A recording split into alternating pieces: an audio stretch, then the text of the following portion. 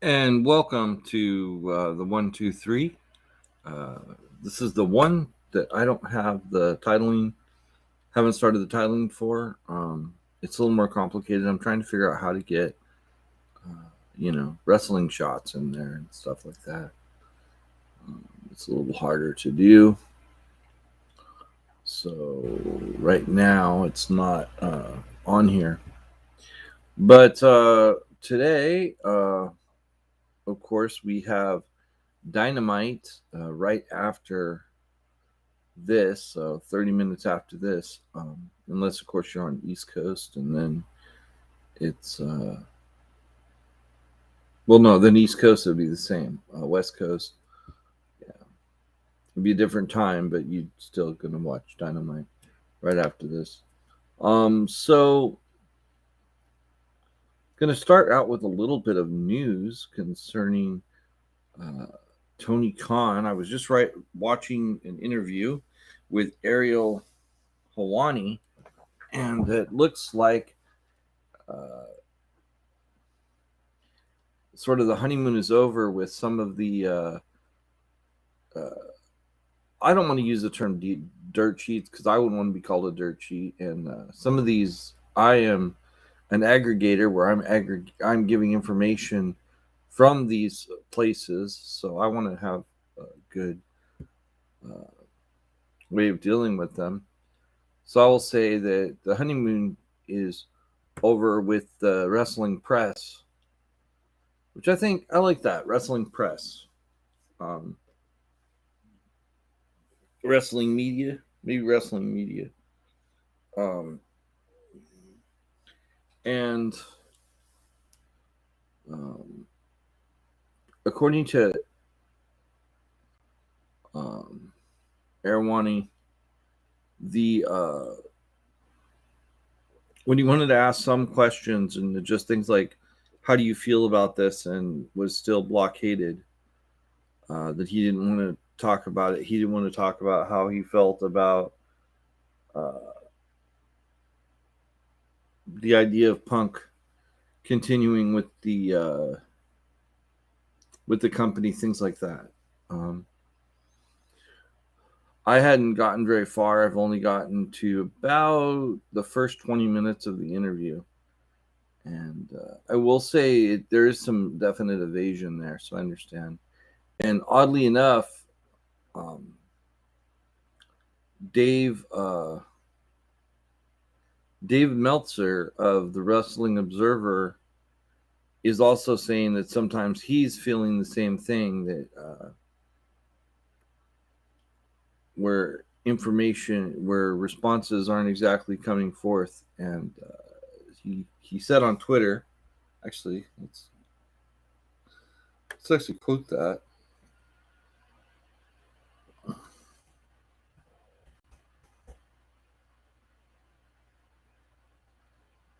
Let me find it here.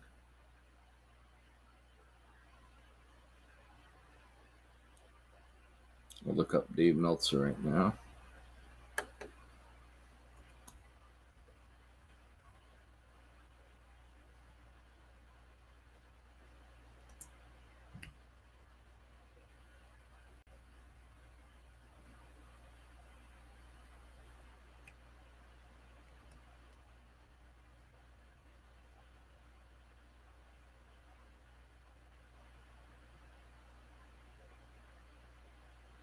Looks like,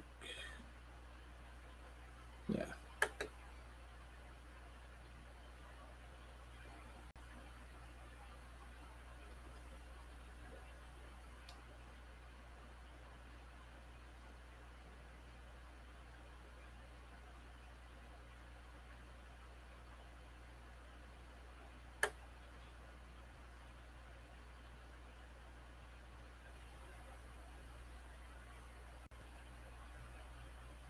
It's funny, these pictures don't look like him now. Um, Maybe it's different pieces. I'm not sure.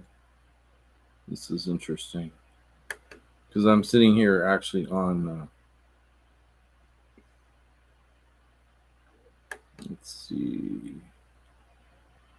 Guess that's Dave Meltzer. That's probably is Dave Meltzer. Entrepreneur, Orange County. No, this isn't Dave Meltzer. Weird. I think I ran into this guy before, oddly enough.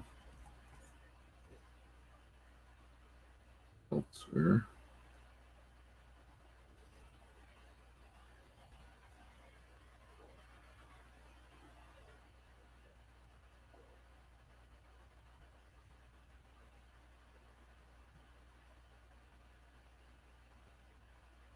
There it is. Let's see if I can find this.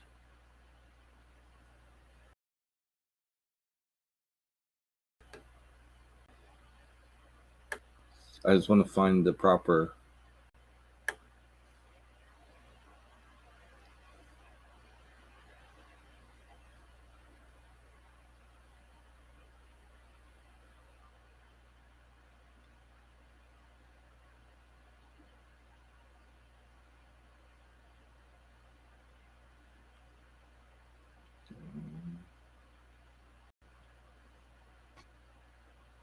So I'm looking for.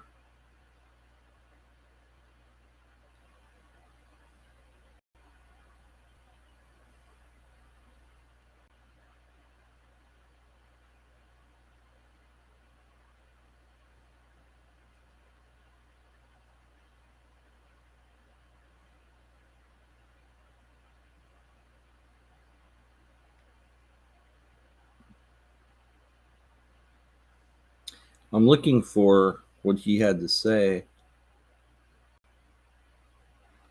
And I'm not finding that as much as I'm finding statements. Yeah, I'm not finding it anymore. It's very interesting. So, all right. So, anyway, the point is that all I could find from Meltzer is that Hironi shouldn't take it personally. However, that's not really his complaint. His complaint is that he's trying to find out news issues and he's not getting them, and it seems to be an issue now with the wrestling press where as long as they're throwing softballs and asking questions that aren't really that difficult, it seems like the answers are free flowing, but or to promote some some new thing that's happening. But anyway, I think that more will come out about that, and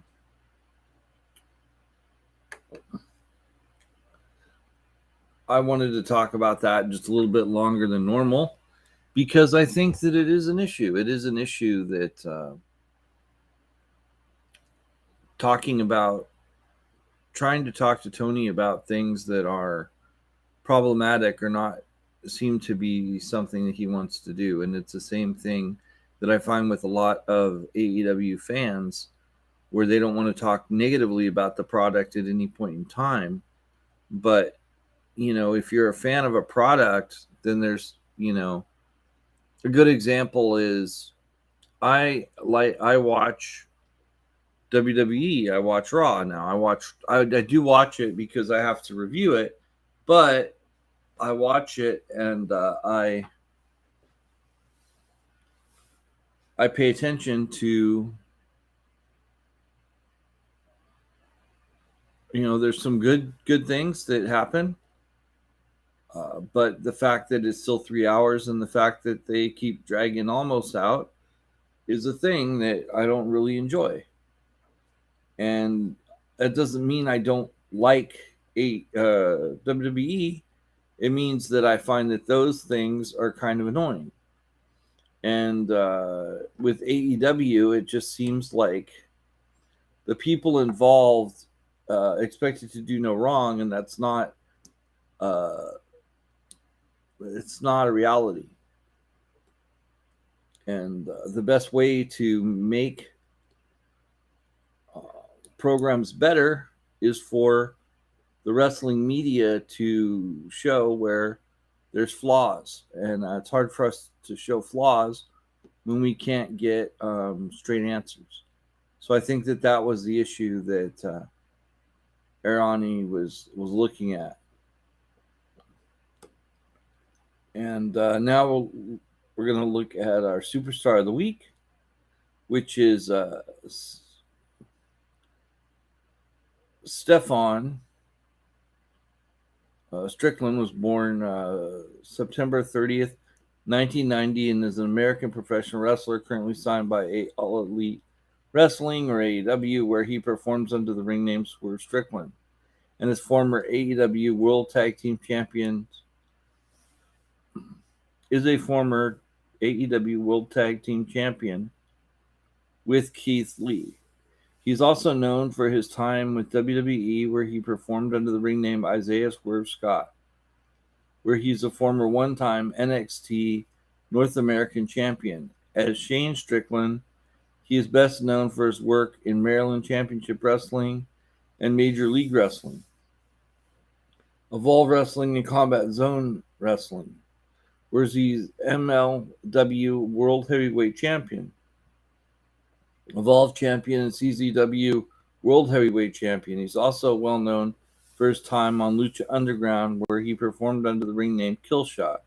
Additionally, he is also a former two-time CZW Wire TV Champion and PCW Ultra Heavyweight Champion. So, he was born in Tacoma, Washington. His father was a sergeant first-class cook in the United States Army. His father moved the family to Frankfurt, Germany when Strickland was 2 months old to live in the American military base. Strickland spent the first 7 years of his life in Germany following their stay there. They then moved to Mount Joy, Pennsylvania, where he attended Donegal High School. At the school, he excelled in sports, notably football, basketball, and track. After graduating, Strickland felt the need to follow in his father's footsteps, enlisting in the United States Army Reserve. To start this career, Strickland went down to South Carolina to start basic training. From there, he went to Augusta, Georgia for advanced individual training. Following that, he was stationed in York, Pennsylvania to complete his basic training.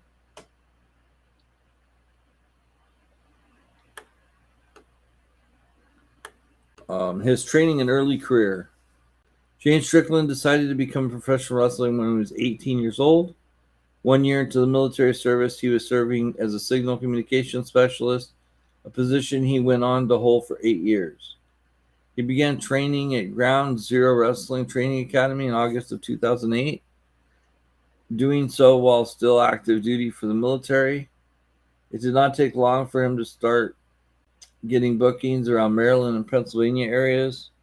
He had military commitments in the city of York, Pennsylvania, which forced him to only wrestle in that general area's independent scene in the early years of his career. Strickland's first appearance for significant promotion was in September 2011 for the National Wrestling Alliance, where he lost to Phil Brown on March 3rd, 2012. He defeated Alex Payne in his debut for East Coast Wrestling Association. He would go to debut for World Extreme Wrestling in a 6-man match on September 15th of 2012. Let's see. On April 17th, 2019, it was announced that he signed a contract with WWE and began working in the Performance Center, and his ring name was changed to Isaiah Swerve Scott. He wrestled his debut match against Cameron Grimes, a dark match that took place before the May 1st NXT television tapings. In June, it was announced that Scott would compete in a tournament named NXT Breakout Tournament, where he made his debut on July 3rd episode of NXT, losing to Cameron Grimes on the first round of the tournament. On July 23rd episode of 2005 Live, he debuted on the brand by losing to Cruiserweight champion Drew Gulak. At Worlds Collide on January 25th, 2020, Scott challenged for the Cruiserweight Championship in a fatal four-way match against Travis Banks, Jordan Devlin, and then champion Angel Garza. He was unsuccessful. On April 12th, Scott was announced as a participant in a tournament to determine the interim NXT Cruiserweight Champion. Scott then entered the Dusty Road Tag Team Classic Tournament, where he was paired with Jake Atlas, but the two were eliminated from the tournament by the eventual winner, MSK, Nash Carter, and Wes Lee. And following the match, argued with one another on February 17, 2021, episode of NXT, Scott attacked Leon Ruff after losing a match to him, turning heel in the process. And that is about it. I would go more into it, but we do have some time frames. Anyway, so then after that, let's look at wrestling for the week. And we had a pay-per-view, so we got to kind of try and smush that in too. So we're going to kind of just deal with all the things that happened, and try and do that as best I can. So at the beginning of the week, Raw, I'm trying to remember. See if I can remember Raw.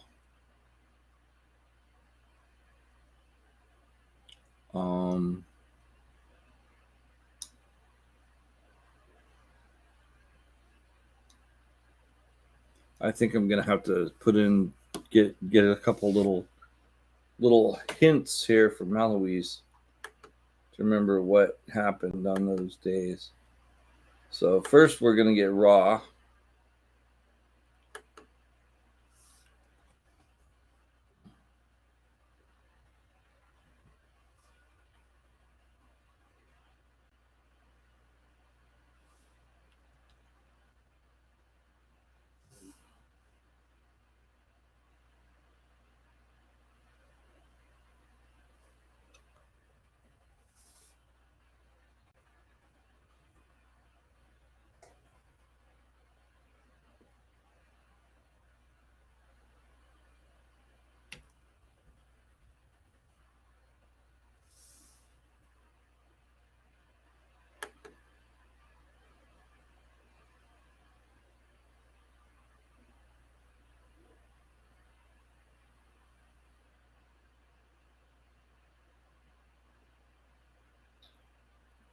From Bleacher Report,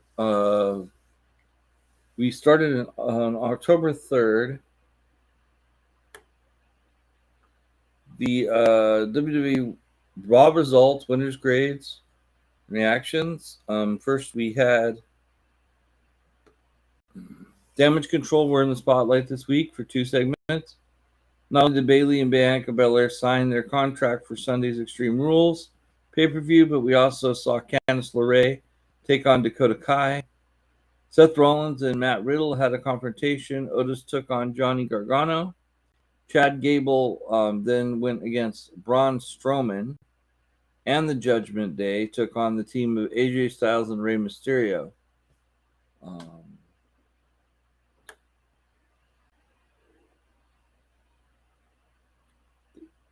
see. And then the winners of that match were Rey Mysterio and AJ Styles.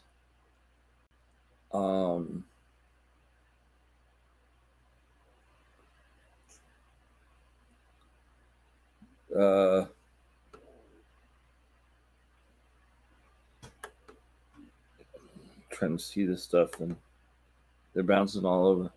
After throwing down a challenge backstage, Mustafa Ali had a chance to take on United States champion Bobby Lashley. And Ali started to make a comeback and hit a 450 to Lashley's arm as it was draped over the bottom rope. However, it only slowed the champ down a bit. Ali slapped him in the face, which made the almighty snap.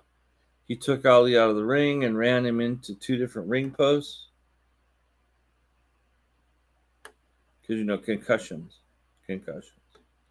As the champ tried to help LD to his feet, Seth Rollins came out of nowhere and hit a stomp on the title holder.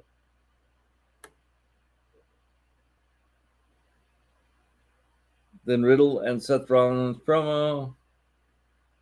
Then we had Candice LeRae versus Dakota Kai.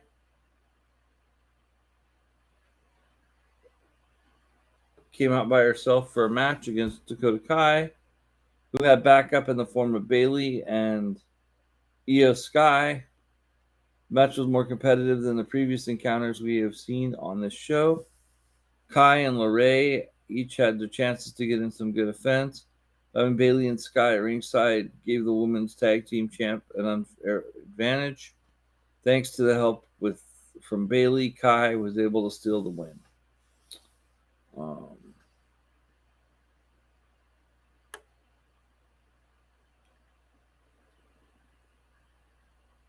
Then Otis versus Gargano, Chad Gable versus Braun Strowman.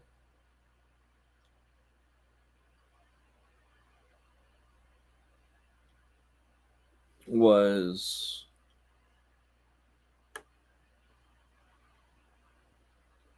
Chad Gable's ringside and Austin Theory was on commentary when Otis took on Gargano. He used quickness to avoid the big man at first, but Otis slammed him into the corner to take him down first. The former Mr. Money in the Bank is much quicker and more versatile than he appears. So this ended up being a fun bout between two great athletes. Then we had Strowman versus Gable. He was able to move him pretty good, surprisingly enough. But still, the winner was Braun Strowman. Angela Dawkins versus Solo Sikoa. Following backstage confrontation early in the evening, Angela Dawkins and Solo Sikoa met for a singles match. The Usos and Sami Zayn were by Sikoa's side, but Montez Ford was unable to provide his fellow Street Profit with much assistance since his foot was in a medical boot. These are two big guys who can move especially well for their size.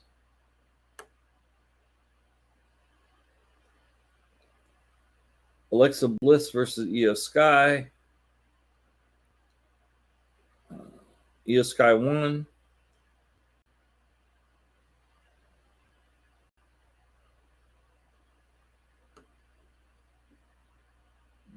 Okay.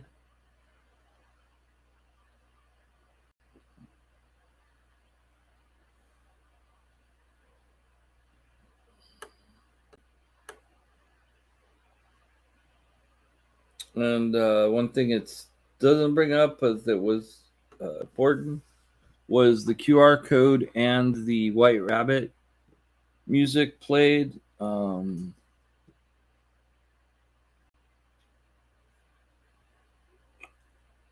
we have, of course, the Elite match.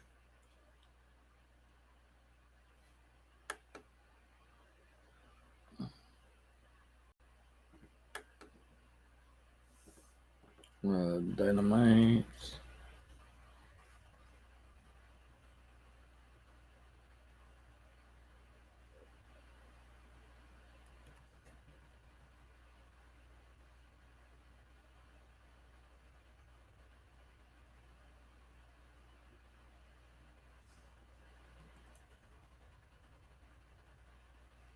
AEW. Dynamite.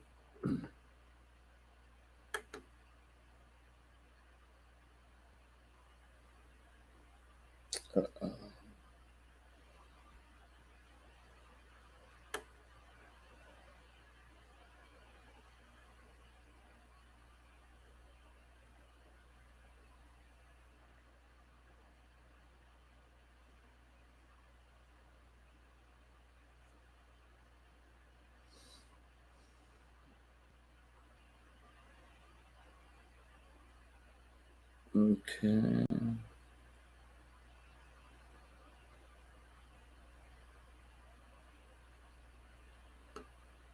So I'm trying to remember the match card, which would have been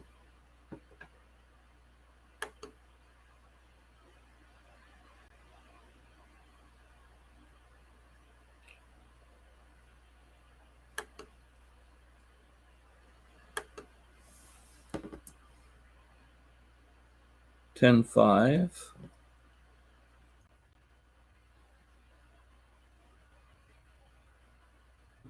Go.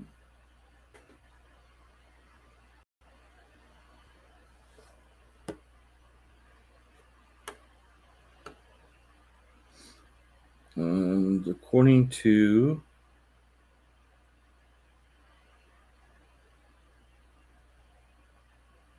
let's try. Okay, so the third anniversary show was last week, and we had Daniel Garcia and Bryan Danielson versus Chris Jericho and Sammy Guevara. Wardlow versus Brian Cage. MJF versus Wheeler Yuta. And really, there were no surprises in any of these matches.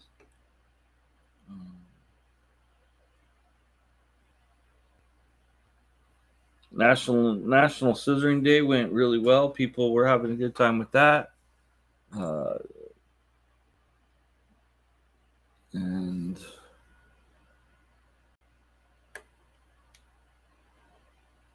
MJF versus Wheeler Yuta. MJF's music hits. He comes out to a chorus of boos as he makes his way down to the ring. Poses to the crowd. They mention it's been 129 days since MJF last wrestled. Wheeler Yuta comes out next looking focused and pissed off and starts talking trash before playing to the crowd.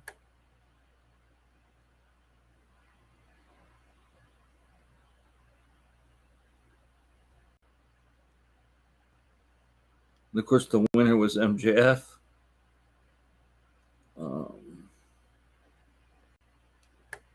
Then there was Black Machismo Jay Lethal versus Darby Allin, with Jay Lethal winning. I mean, no, with what am I thinking? With Allin winning. The Machine Brian Cage versus Mr. Mayhem Wardlow. Wardlow won on that one. Then we had Tony Storm, Willow Nightingale, and Athena.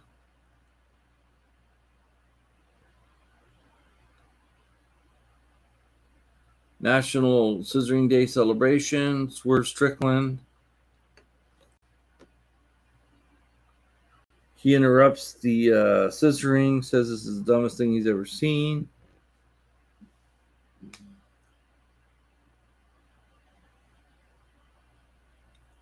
El Toro Blanco Rush versus Hangman Adam Page. And the winner was Hangman Adam Page.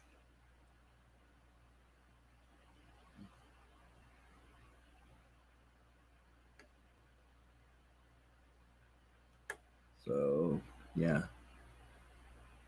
And then we had... And then Chris Jericho and Sammy Guevara beat Bryan Danielson and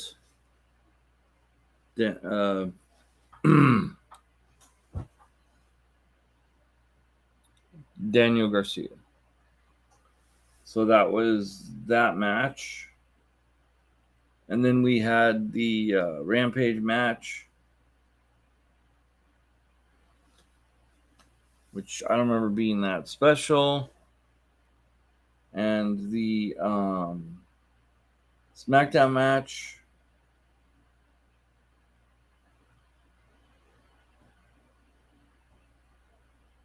was pretty good, and I remember that. It wasn't anything to write home about. Then we had the pay-per-view of Extreme Rules. Extreme Rules was of the standout matches in my mind when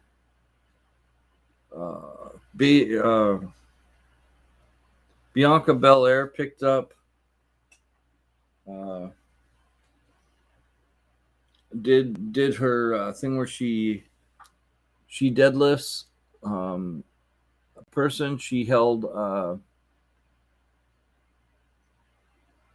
Bailey in her arms and then dropped her with while she was also holding a piece of a ladder, and I thought that was pretty brutal.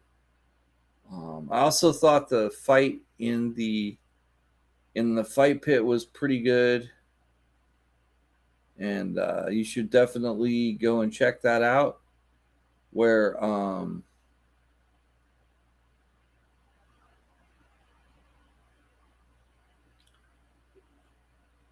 so that was a good match. I'm hopefully going to make it through the matches. And the fighter pit was good. I did not see, much to my chagrin, the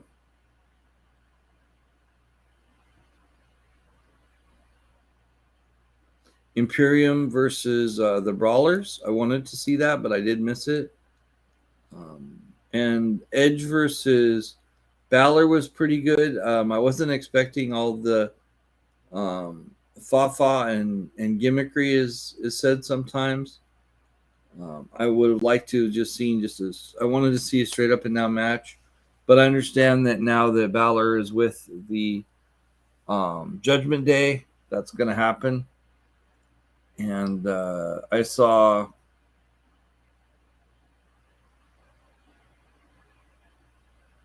I thought that the matches were really good, and then when the show was over, we finally had the reveal of the White Rabbit, which ended up being